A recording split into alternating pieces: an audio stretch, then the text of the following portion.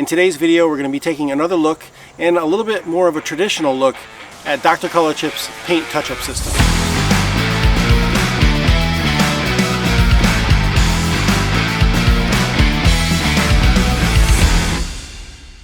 Hey everyone, and welcome back to Turner Mobile Detailing. Thanks for giving us a click. In today's video, we're going to be taking care of this white Maserati that's got a few small rock chips on it and a small ding on the edge of the door that was done by a valet company. Now, opposed to the last video that I did with Dr. ColorChip, that was more of a gouge and a scratch than a traditional rock chip. In this video, we're going to be taking care of some just straight up rock chips. Again, I'm going to walk you through the process step by step.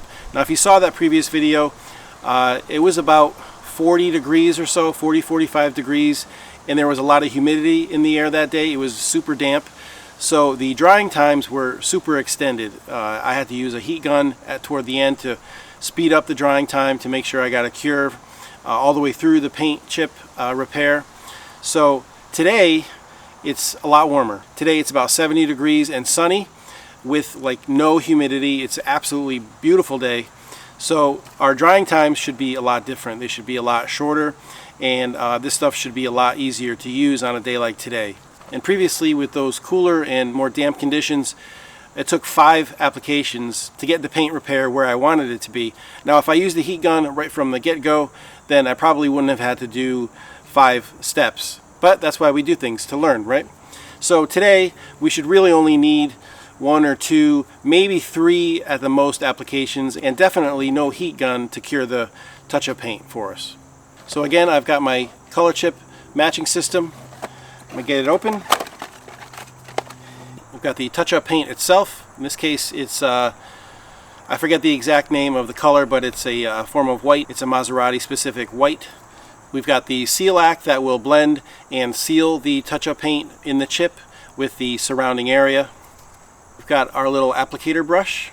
We've got our microwave towel to use with the Seal-Act to blend the paint down in the chip. Again, blending it with the surrounding area. And as usual, they give you a rubber glove. Today in this kit, I don't know if this was on purpose or not, or an accident, but they only gave us 1 rubber glove, but obviously I'm not worried about that. You can use that some other time.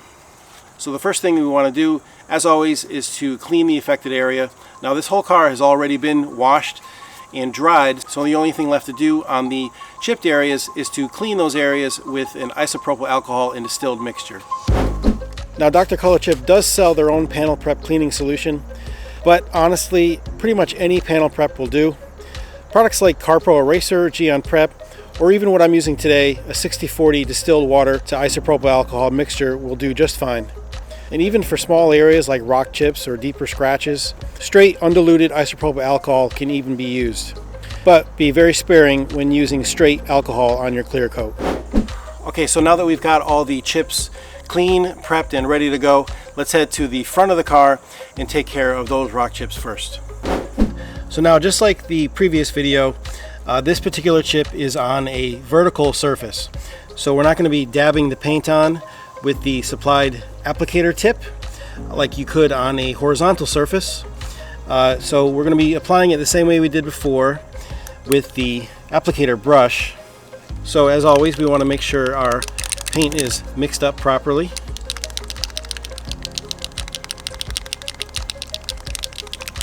And then we're just going to take a little paint with the brush, just a tiny bit, don't want too much, and I'm going to dab it right into the chip. And again, I want to use a little bit more than I need to fill the chip. I want there to be kind of like a little dome or a little bubble of paint above the surface of the chip so that I have something to blend down with the Seal-Act. So now I'm going to let that sit for 3 minutes. Now, while that initial chip is curing, there are a few other tiny chips around the area, so I'm going to go ahead and give those a little touch also. Now, Dr. ColorChip does warn against doing too many at one time, but from experience with this stuff, if you keep them within the same proximity to each other and you can blend them pretty much all at the same time, then you should be fine. Again, if you let this stuff sit too long, it becomes difficult to remove. They do say you can let it sit up to 24 hours, but again, from personal experience, the longer you let it dwell and cure, the harder it's going to be to remove and blend the paint. Okay, so we're right around the 3-minute mark for our initial cure of the initial larger chip. So while I'm blending this larger chip, I'm going to let those two smaller chips dwell a little bit longer. So I've got my seal act, so I'm going to shake that up good also and put a little bit on my towel and start blending very gently.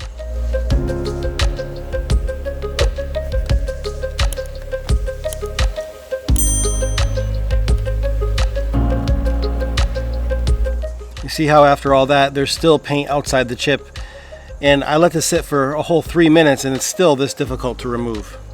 So again, the longer you let it sit, the harder it's going to be to remove.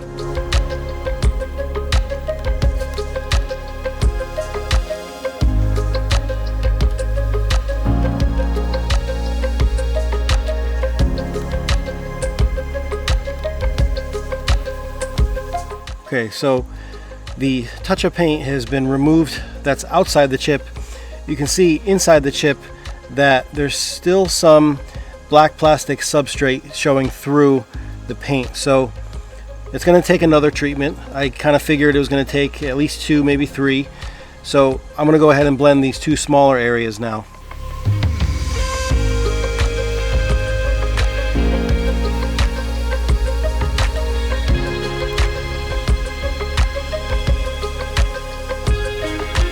And this chip looks pretty nice after just 1 treatment.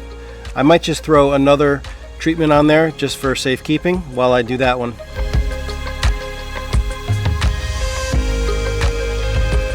Okay, so we're going to do a second treatment on this larger chip and also on this smaller chip right below it.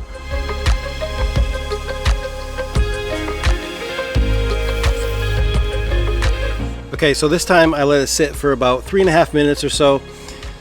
I want to make sure the paint that's in the chip has enough time to cure, and I don't need a third application. I want to be able to blend it and not see any of the black plastic substrate in the chip. So this time I'm going to show you this method with the rid stick. I know I talked about it in the last video I did with this stuff. I'm going to use a rid stick. If you don't know what that is, I'll leave a link to these things in the description below. But it's basically a tool for wet sanding. It's a hard backing for wet sandpaper. I'm going to use it in my Seal-Act towel to give myself a nice firm blending surface. Put a little Seal-Act on here. This way I don't run the risk of digging out the touch-up paint out of the chip that's in the chip with my finger, because my finger backing the cloth could conform to the chip and pull some paint out of the chip. I want to leave a nice flat uniform surface, and using a hard backer like a rid stick, or what I used last time was the back end or the butt end of a razor blade.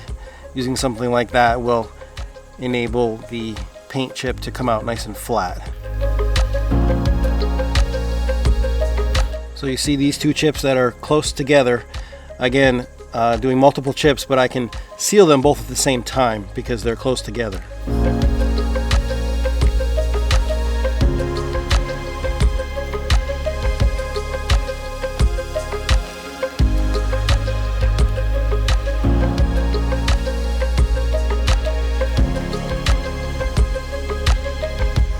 And looks like we're almost there.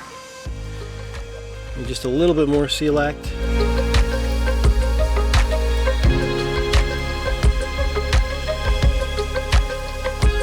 And it looks like we've leveled off any paint, or I should say removed any paint outside the chip and leveled off the paint that's inside the chip.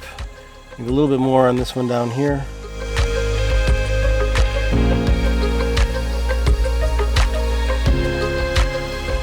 still see a little bit in this chip here.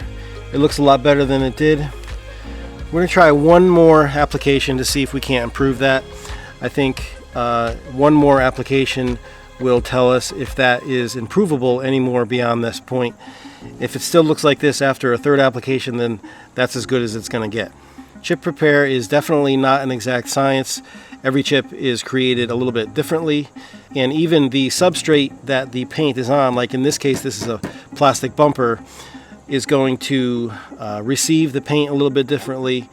So don't expect the touch-up kit, even from Dr. ColorChip, which is in my opinion the best on the market, to be perfect 100% of the time. So again, this is our third application and final application. Put a little too much here. I want to kind of clean this up a little bit. This bumper has tons of little microchips. So I'm going to try to clean some of those up. Alright, so I'm going to let it sit for another 3 to 4 minutes. Okay, so again, I've let it sit for almost 4 minutes this time. This is our third and final application. If you notice, I've also put some paint in some of these microchips that are around this larger chip. I'm going to try to get some of those to look better too. Those shouldn't be much of an issue because they're so small. So again, I've got my Rid Stick wrapped in my micro suede or my micro cloth towel. I'm going to put some Seal-Act on there and start blending.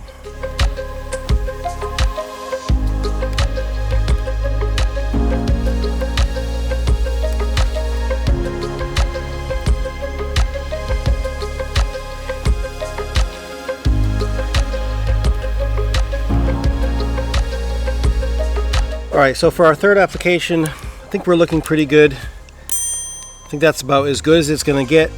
It looks pretty good in person. I'm not sure how it looks on camera just yet. Honestly, the camera a lot of times picks up stuff that the human eye just can't pick up. So from a human eye standpoint, the eye test here, it looks good. I think that's our final application. That's really, I feel, in my opinion, in my experience with this stuff, that's as good as it's going to get. So I'm just going to blend down these other little microchips that are over here to the side.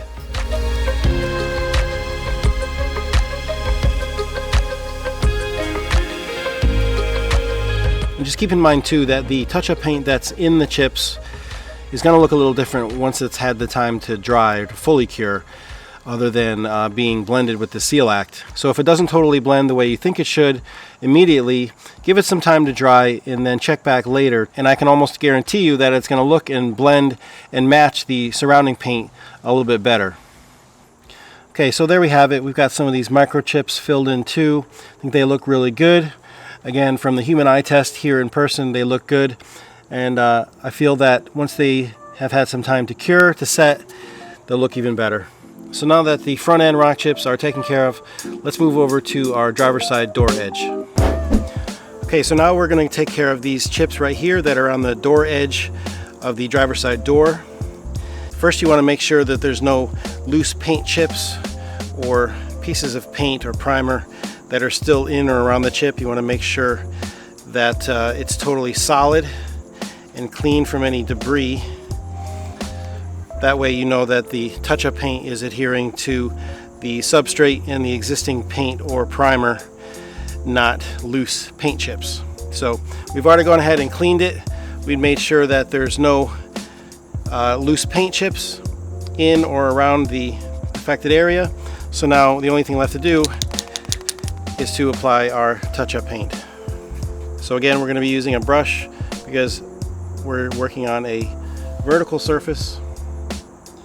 We're going to dab a little on top, get most of it up there, and then kind of work it down into the chip below.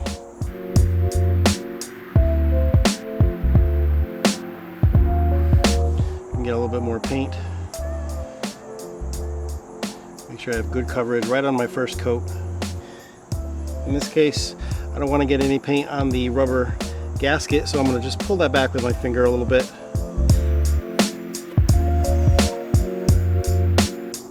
And feel free to mask the rubber gasket off if you've got a chip in a similar location. But in this case, I feel that just holding it back for a few seconds to a minute will be just fine. Again, it's a warm day, so the setup time really shouldn't take that long. Okay, so it's dry enough where I can let the rubber seal come back and I don't have to worry about paint getting on it. So now I'm going to let this set up for, again, another 3 to 4 minutes. Okay, so we're almost at 4 minutes for our wait time, so we're going to stop right there. And because this is the first coat, the first application, I'm not going to be using a Rid stick behind my microwave towel. I'm just going to use it as it is, and especially because it's on the curvature of the edge of the door, I'm just going to use the cloth as it is, at least for the first coat, the first application. So I'm going to give myself a little seal act here and start blending.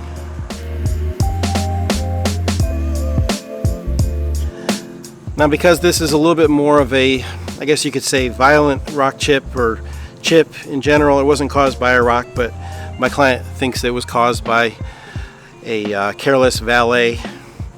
It's a little bit more violent in nature, it's a little more jagged.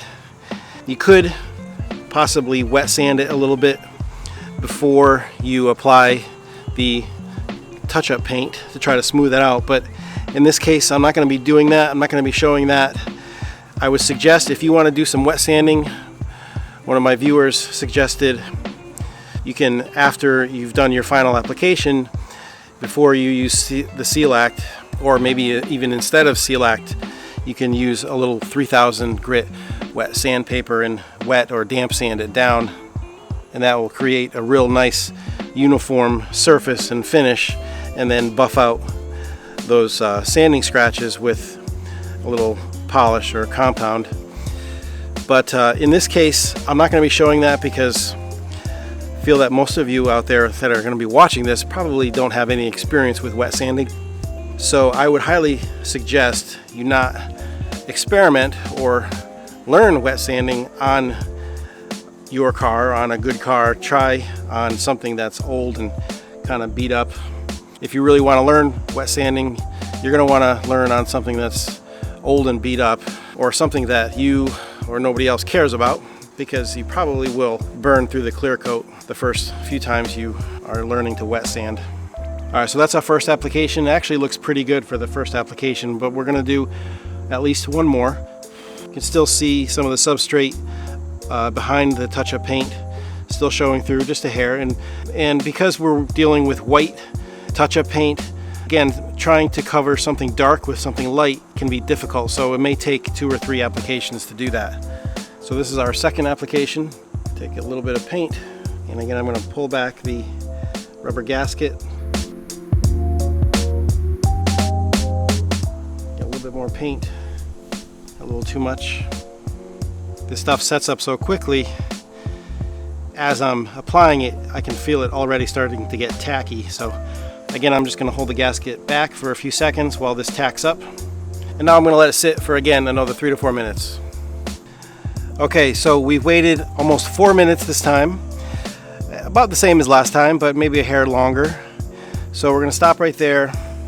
And this time, on our second removal, or second buff down, I'm going to use my Rid stick behind my micro cloth.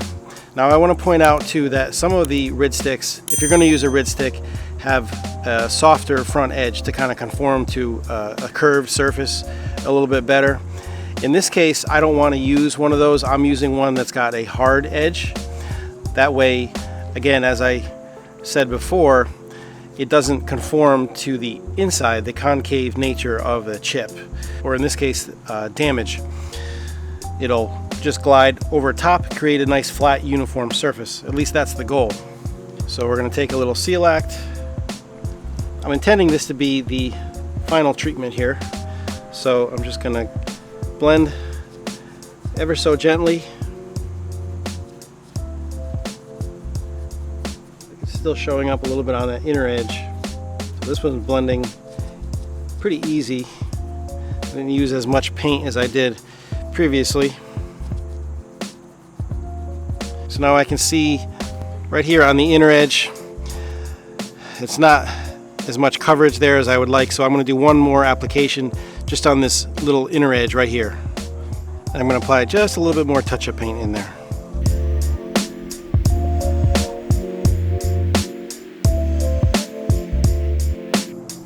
So now I'm going to let this third and this time final application dry for another 3 to 4 minutes. Alright guys, so for this final application I did let it sit for a few extra seconds. We're at about 4 1/4 and it's looking good. It actually looks like it doesn't really need a whole lot of blending, so I'm going to be very gentle and very light with it. This time I'm not even going to use the rid stick. I'm just going to use the straight cloth, a little bit of Seal-Act, and we're going to blend it. So with an area like this is a good example to show you an area where a system like this is not exactly designed for. So the affected area that we're trying to patch, that's not really holding the paint, that's kind of on the inner edge of the door here, it's very open. It's a large open damaged area, and it's not holding the paint. So what I'm going to do is I'm going to reapply some and then just leave it. I'm not even going to try to blend it because it looked good before I just started to blend it. So I'm going to do the same thing again and then just leave it. First I want to make sure it's dry, there's no wet Seal-Act on the area. So in a case like this I want to kind of put a blob on top and then kind of work it down a little bit, kind of keep it uniform as I work it down. So now I'm just going to let that dry, and let's come back in about 3 to 4 minutes to see what it looks like after this is set up for a little bit.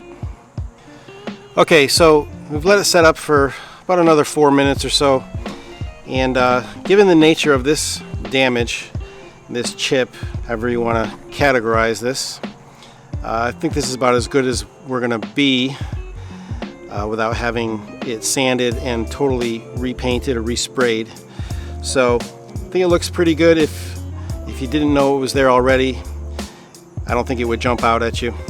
Again, I'm not sure exactly how the camera is picking it up, but the eye test, how it looks in person, looks good. And I know my client will be happy with the fact that it's not immediately visible.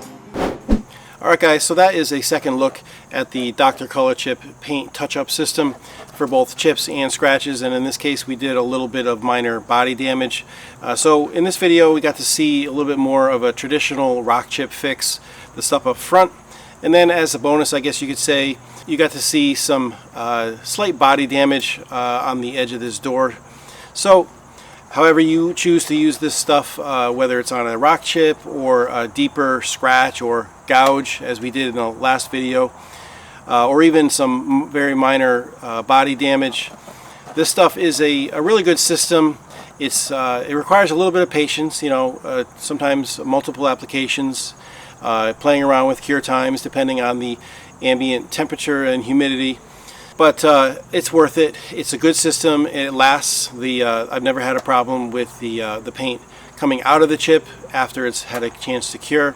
And at the very worst, if you've got a little bit of minor damage like that's on this door edge, and you don't want to pay a body shop to fix it, even though it's not going to erase it completely, it can still make it look 100 times better until maybe you feel like paying a body shop to fix it permanently. But again, this stuff, it'll run you, your average kit will run you about 50 bucks, 50 to 60 bucks. If you want to, you can buy more inclusive kits, more comprehensive kits that are going to be, you know, go up from there. But I'll leave a link to their website in the description below if you want to check this stuff out for yourself. Thank you guys for watching. I really hope this video has some value to you if you've got some rock chips, some scratches, some minor body damage on your vehicle. So again, if you did appreciate this video, please don't hesitate to give us a like right down below. And again, if you haven't already, please subscribe to our channel. So again, I'm Seth with Turner Mobile Detailing, and we'll see you in the next video.